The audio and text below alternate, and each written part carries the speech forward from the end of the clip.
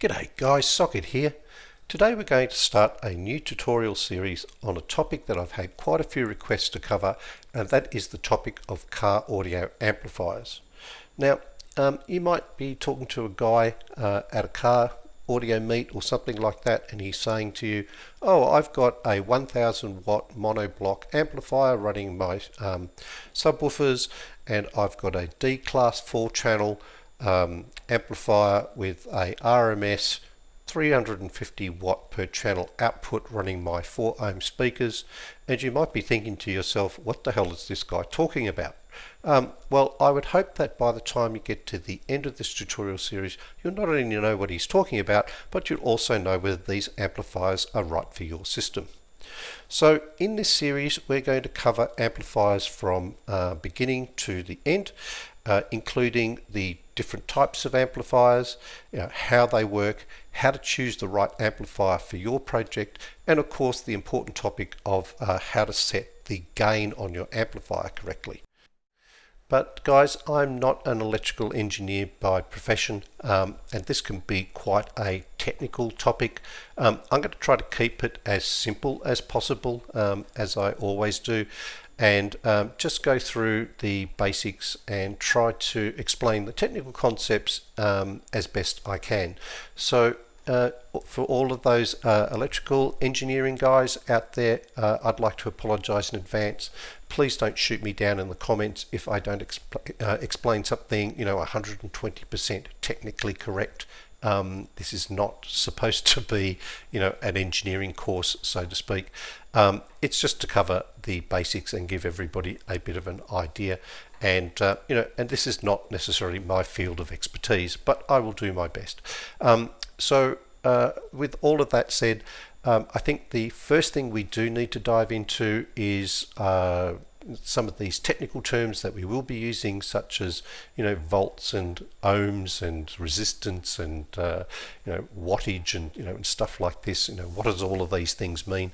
Now, if you're already familiar with all of those terms and you've got a good grasp on that stuff, please feel free to jump ahead to part 2. We'll catch up with you guys in a little while. Otherwise, let's jump into part 1, which is all on volts, watts and amps. Well, you're probably familiar with some of the terms we're going to look at today. For example, you probably already know that you have a 12 volt 50 amp hour battery in your car, or you have a 250 watt 2 ohm mid-range speaker on your dash or something like that, or you have a 30 amp fuse on your amplifier which is connected to a 4 gauge wire, for example. These are terms that we commonly talk about when we're talking about car audio, and you are probably have already heard them and or already familiar with them. But what do they all mean? Well, they're all terms that relate to electricity and how it works in relation to your amplifiers and speakers and other components in your car. But before we even go and talk about those concepts, I think it's important to really understand and ask ourselves, what exactly is electricity and how does it work? So let's go and take a look. So let's have a talk about electricity. So what exactly is electrical energy? Well, electrical energy is just one of the many forms of energy that is in the physical world around us, which includes things like heat and light, sound, chemical, mechanical, kinetic, a whole bunch of things. So electrical energy is just another form of energy, right? But it is created by the flow of negatively charged particles called electrons. So an electron is part of an atom, and an atom is made up, if you look at this traditional model, and here's a carbon atom that we're looking at the moment, which is made up of a nucleus and a bunch of electrons whizzing around the outside. Now, the nucleus is made up of protons and neutrons. The protons have positive charges, the neutrons have no charge, but this is basically the mass of the atom, like a planet, and the electrons are like little moons whizzing around the outside, and the electrons have a negative charge. The atom has a positive charge, right? So what happens is that as these electrons flow through a conductor, and we typically use copper as for wires, because in copper it has a free electron in one of these orbital shells that we're talking about that typically just randomly moves between different copper atoms, and having electrons that can move freely through a material is really good for a conductor, because it means it can conduct electricity, because electricity is basically created by the movement of these electrons through the conducting material. Now, what is also great about electricity and why it's such a good energy source is because it is what we call easily transportable. So if you think about a lump of coal, which is an energy source because you can burn it to create heat, light and other things, you need to physically dig that coal up, put it in a truck and drive it somewhere so that you can use it. And so it's not a particularly easy energy source to transport. But with the electricity, once you have it in a battery or stored somewhere, you literally plug in a wire and you can transport that electricity across long distances to wherever you need it quite easily. The other great thing about electricity is that it can be easily converted into different forms of other energy, which is useful because you can easily turn it into light, into heat, into mechanical energy to be able to sort of run machinery and do other things. So that's why electricity is so popular. But how does electricity actually get around? Well, as I already said, electricity is created by the movement of these negatively charged electrons in the conducting material, right? We're all being taught that electrons kind of flow through the copper wires a little bit like water molecules, but that's not entirely true. If you think back to our tutorial called the language of sound, we talked about how sound waves move through the air, but the air molecules themselves don't actually really move very far. When you play a speaker, you don't get this rush of wind coming at you. The air molecules don't move very far. It's the sound waves that move quickly through the air medium. And electricity is a little bit the same. The electrons themselves, while they do move, they don't move very far at all, or they drift slowly through the conductor. It doesn't flow through like we think they do, like water. And it's more the electric field that travels down the wire very quickly, almost at the speed of light, right? Whereas the electrons sort of just crawl along the wire. Now, that's reality, but it's a very complicated way to think about things. So as we go forward and I talk about all the examples and things, we're just going to use the traditional model of how electricity works by thinking of the electrons flowing through the copper line like water in a pipe, even though in reality that's not exactly the way things kind of work. But it's a good model to keep things as simple as possible. When we go and connect up a battery, for example, and we put some wires on the negative terminal and connect them to the positive terminal, we create a circuit which allows electrons to flow around, and it's the movement of these electrons and the electric and magnetic fields that they produce that create electrical energy, which allows us to power whatever devices that we want to run. But I just want to dive in a little bit deeper because there's an important concept behind this seemingly simple little mechanism, right? So let's just have a quick think about a battery, for example. So this is a device which has lead and acid and whatever else in it, and what it does is through chemical reactions of oxidation and reduction will separate, for want of a better term, the electrons and push them to one end of the battery, which will be the negative terminal. Right, now, if you've ever played around with magnets, you will know that when you try to put the negative ends of two magnets together, that they want to push each other apart. So negatively charged particles don't want to stick together, they want to get away from each other. There is a natural force that repels them or pushes them apart. But the opposite is true when you have a negatively charged particle and a positively charged particle. So in your battery, when you're pushing all the negative electrons to one end, you automatically create a positively charged end of the battery which has an absence of electrons, right? And so, because you now have more protons and neutrons left over, because all the electrons have been pushed to one end, right? And so you have this imbalance across the battery of what we call electrical potential, right? There's a natural want to balance this up by having the electrical negative electrons balance out the positive charge on the other end of the battery, right? But they can't do that because the energy to do so, anyway, there's some chemistry and physics that I won't go into which prevents them from doing that in the battery environment. So when you connect up this circuit, there is, this end of the battery, these electrons want to get away from each other. There's a natural force that is pushing them apart. And so when you connect them up, they're going to push out of the battery. They're going to go around the circuit, and they're going to, at some point, get to the point in the circuit where the pushing force is overtaken by an attraction force by the positive end of the battery, and but there's a natural force to force the electrons to flow around the circuit this way, not the other way, but this way, out of the negative terminal and into the positive terminal, which is a little bit different to how we've all probably been taught before, because we kind of connect our negative terminal to the earth of the car, and we attach our positive terminal to whatever it is we're trying to drive. But in fact, the electrons are actually flowing in the opposite direction, believe it or not. This is what we mean when we talk about voltage and current.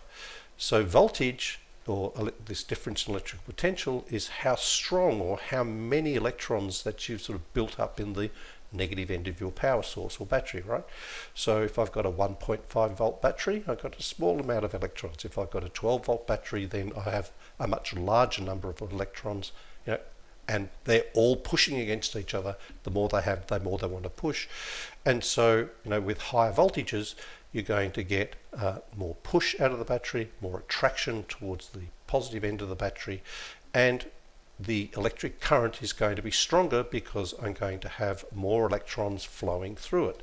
Not necessarily faster, because they can't move any faster than the speed of light, or the electrical impulse can't move any faster than the speed of light, but you're going to have more physical electrons and more energy going around this circuit. So we talk about voltage, or the electrical potential between a negative and a positive end of a circuit, as the electrical potential. We measure that in volts, and we have how many electrons or how much energy is flowing around this electrical circuit, and that is our electrical current, and we measure that in amps. And one important thing to understand is that your current, or electrical current, is a result of how many volts you have, right? It's a measure of how much energy is flowing around the circuit and how many electrons you've got going around the circuit. It's kind of like measuring the speed of some athletes running around a running track, right? It is a result of how many volts you have. So if you want to increase your amps, you have to increase your voltage, right? It's not something that you can just turn up. It is a measure of how many electrons and how much energy is flowing around a circuit, right? So if you want more energy, electrons flowing around a circuit, you need to increase your voltage. Okay, so hopefully that makes sense. Okay, so now that we understand the basic principles of a circuit and what we mean by voltage and current, let's have a look at some of the prerequisites that we need to actually be able to create electrical energy and drive our devices in our car. So first of all, we're going to need a power supply. just having things hooked up. But if we don't have a power supply, it sounds pretty obvious, but there is nothing to supply, electrons into a circuit. Now, your power supply could be a battery, it could be, your battery charger plugged into, a power socket, or something, but you need some sort of power supply, right? That should be obvious. The next prerequisite then is having a unbroken circuit, right? So we need some way of the electrons being able to make their way from one end of your negative power supply to the positive end of your power supply, right? And so you need an unbroken circuit. Unfortunately, electrons can't jump through air, and they move better through some materials than others, and that's why they don't move well through plastic, and that's why your electrical wiring has plastic on the outside, because they form an insulator. But so once again, pretty obvious, you need a circuit that is connected up. So if for whatever reason you're not getting power, the second reason, if you've got a working power supply, the second reason is because you have a break in the circuit, right? And then the third condition that you need is you need some electrical differential potential between the positive and negative, right? This thing that we talked about before, that natural mechanism that forces or drives the electrons around the circuit, where the negative terminal has more electrons than the other side of the power source, right, which is the positive side. If this isn't around, then there is no driving force for the electrons to move around the circuit. And this sort of is the situation when you have a flat battery, right? There is just not enough potential between the two ends of the electrical circuit to get the electrons to drive, right? So when you look at any electrical circuit that's going on, you need these three things. You need the power supply, you need the circuit, and most importantly, you need this electrical potential. One side of the circuit is negative and one side of the circuit is positive, which provides the driving force to get the electrons to move around the circuit, right? So one of the things that we can do, however, is utilize this this mechanism by putting in a switch, right, which very basically is just a break in the circuit, right? So when we have the switch turned off, there's a break in the circuit, and of course nothing happens. The electrons just sit around in the battery, going nowhere, and not being used up or anything. They're just sitting there, and then when we turn the switch on, it completes the circuit and allows all the electrons to kind of flow, right? So that's basically how we use switches and are able to activate or deactivate our electrical circuits. Pretty simple, common sense stuff. Okay, so the next concept we want to take a look at is a thing called resistance. So resistance is basically when we make a certain part of the circuit harder for the electrons to flow through that circuit by reducing the thickness of the wire, or using some material that is less conductive or something like that. And then the flow of electrons, it makes it harder for the flow of electrons to go through, and so the electrical current will slow down. And we call this, this is called resistance, and we measure it in a unit called ohms, right? So you might have heard of things like a 2 ohm speaker or a 4 ohm speaker. It just means that the 4 ohm speaker has more resistance than the 2 ohm speaker, right? Now, in some cases, we actually use this to our advantage, right? So no electrical circuit is resistance free. Just having copper wires and things for the electrons to move through provides a certain level of resistance. But as I said before, some materials conduct electricity better than others. Copper is particularly good at it, gold is even better. But we actually use this concept, or this resistance, to our advantage when we are using things like light bulbs or ovens or kettles or toasters, where we put in the circuit something that causes a lot of resistance. And it gets to the point where there's so many electrons trying to push their way through, and they're all sort of rubbing and bumping and doing other stuff, that it transfers through kinetic energy, and it actually gets to the point where this material starts to glow or starts to heat up. And that is the basic way that we get light bulbs and ovens and, as I said, toasters and kettles to heat up and operate through this concept called resistance, right? So that's where resistance is good, and it's designed into your electrical circuit. But in our car audio stuff, we really don't want a lot of things heating up, and so resistance for us is not necessarily a good thing. But it explains, if we're using, for example, a wire that is too thin for the electrical current that we're passing through the circuit, why the wire will heat up, because these electrons, you've got more electrons bumping into each other through that thin section of wire, and of course the wire will start to heat up. And if you push too many electrons through it and too much current through it, eventually that wire will burst into flames or just fail, right? Which is also the concept behind things like fuses. But we'll get into those things a little bit further down the track. But certainly one of the things that is useful when we're talking about car audio and how we utilize resistance is when we're using things like a volume controller, right? So we can use a volume controller to introduce control resistance into a circuit. So think of it like a tap. When we turn it up, it allows the electrons to flow faster through the circuit, and when we turn it down, it slows the flow of electrons down. In other words, turning the volume knob allows us to control how much power is getting to our speakers and how loud we allow them to play, right?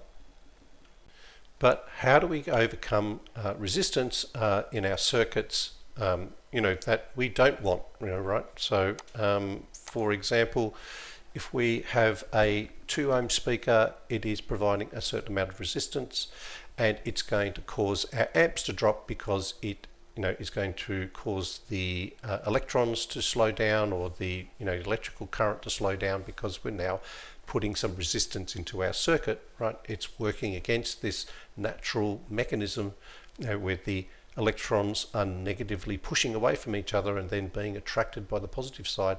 This resistance is pushing against that natural flow. Okay, so how do we fix that? Well, the only way to really do it is to increase our voltage to overcome the resistance, right? So if we have this kind of setup, we now have to put more volts into the system to overcome the natural resistance, so that we have more force to push through this resistance that we've introduced, such as a speaker, and then return the current to the level it was before.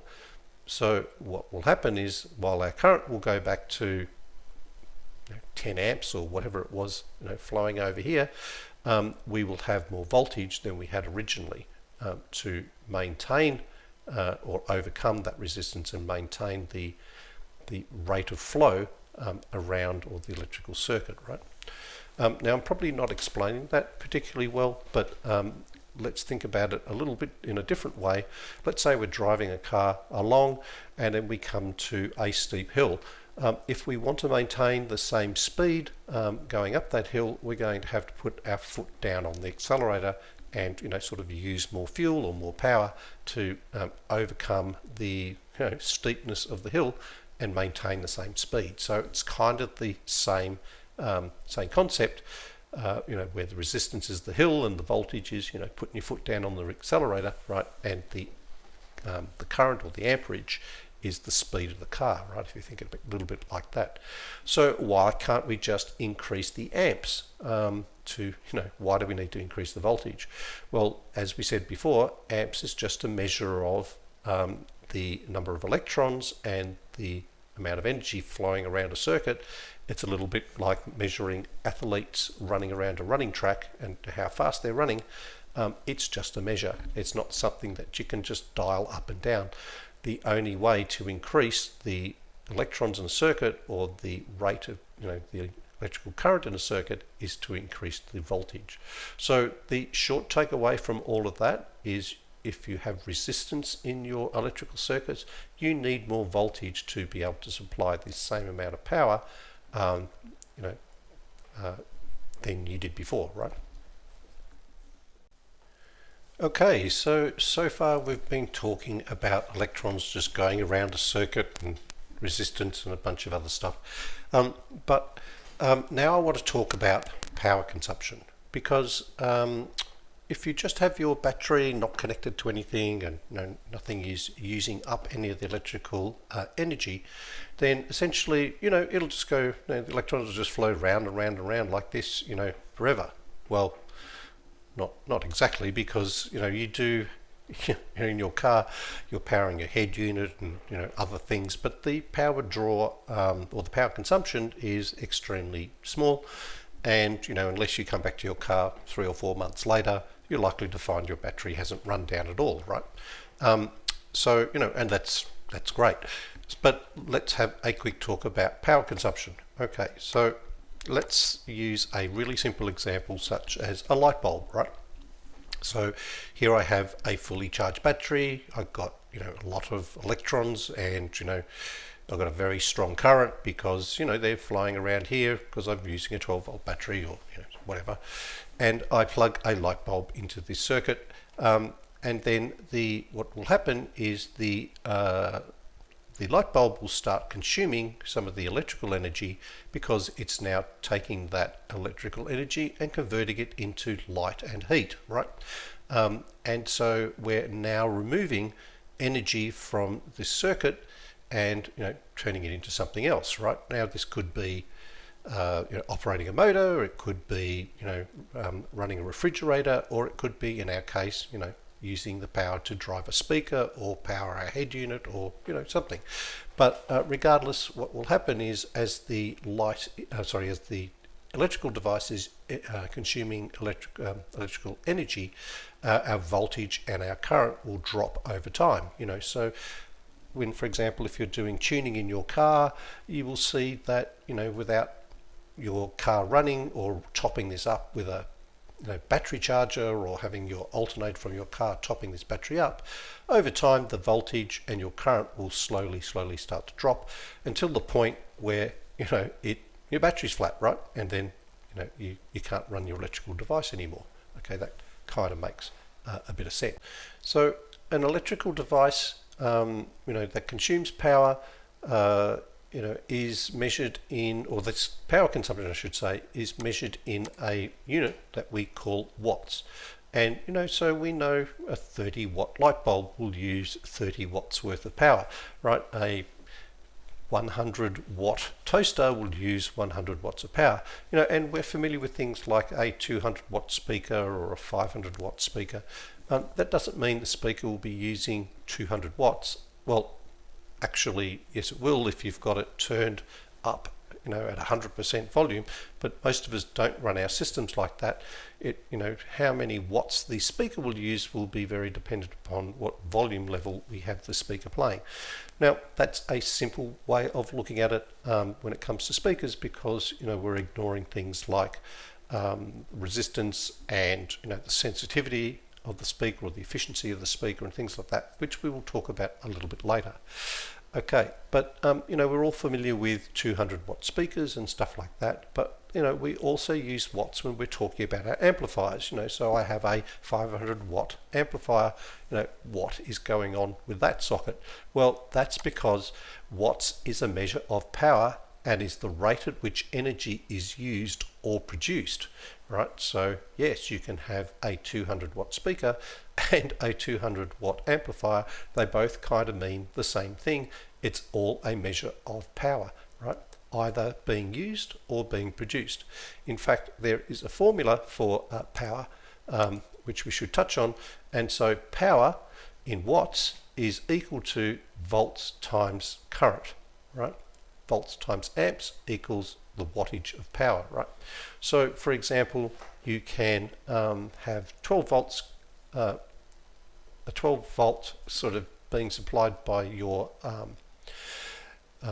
amplifier, and you need the concurrent amount of amps also coming from the amplifier if you want to supply a certain number of watts.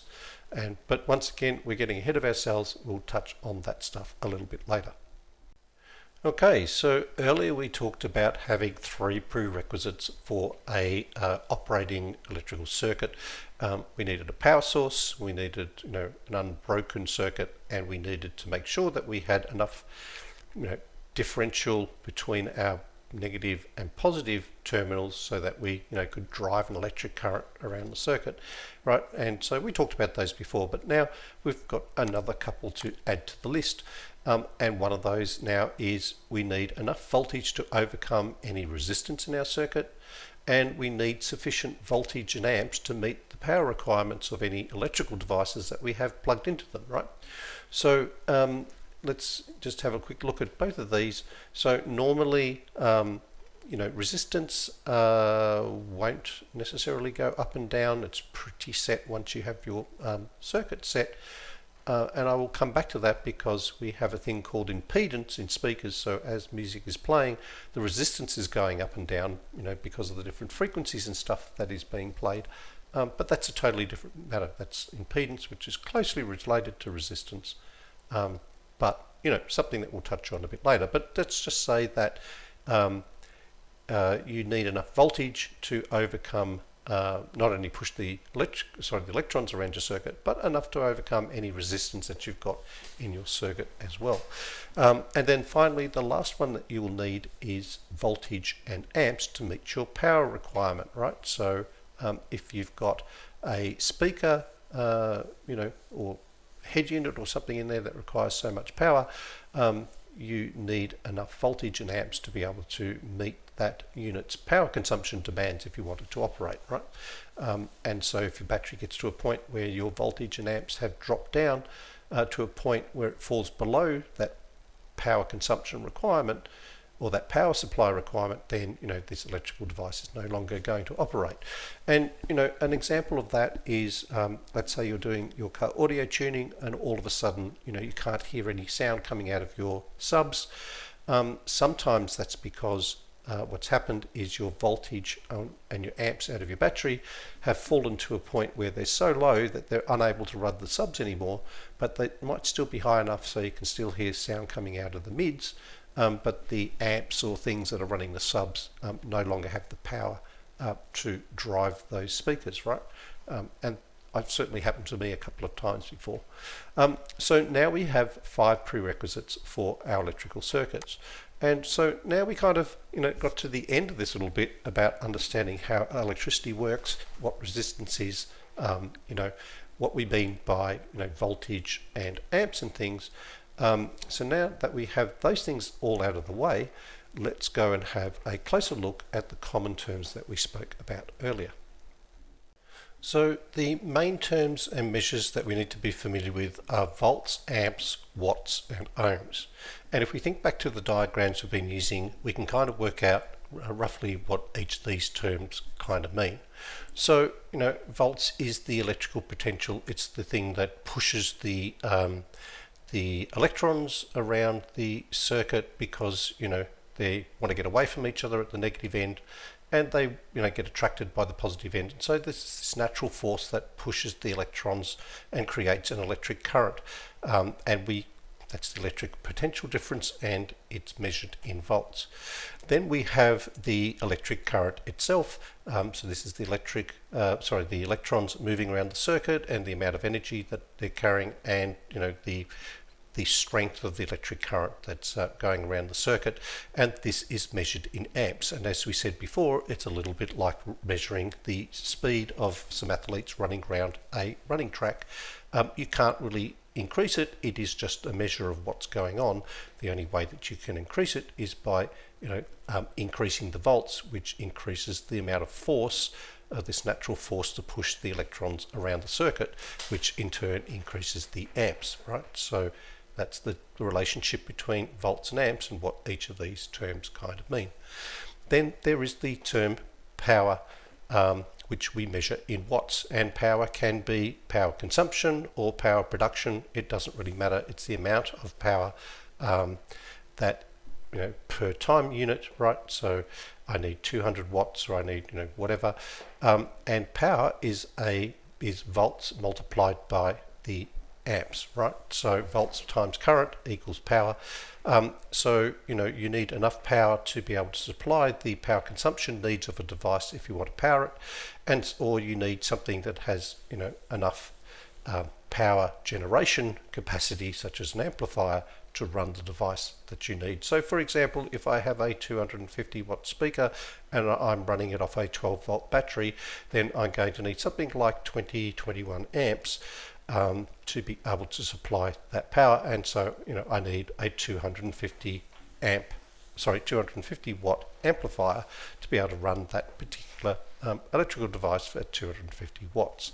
Okay, so volts times amps equals power, either in terms of consumption or generation. And then we have this term called resistance. Now, no circuit is resistance free. Copper wires, the length of the wires, the equipment that you have plugged into your circuits, the resistance built into your speakers, they all add resistance to a circuit, and to overcome that resistance we need a certain amount of power. So you need enough voltage. As we said, you can't just turn up amps. Power comes from your voltage. So you need enough voltage to be able to supply power to cover your resistance and power required by your electrical devices to run them. Okay, so that is the relationship between all of these four terms. So guys, that brings us to the end of this first part of the tutorial series. We'll pick up part 2 where we'll continue on just having a look at the more practical aspects of these terms and how to use the information that we've learned in doing calculations around how to work out the wattages on your amplifiers, and how to use it to work out what size fuses you need, and other practical things like that. So I hope that you enjoyed that short video on electrical theorem, and you learnt what these terms all mean. So thanks very much for watching, guys, and I will catch you in the next episode.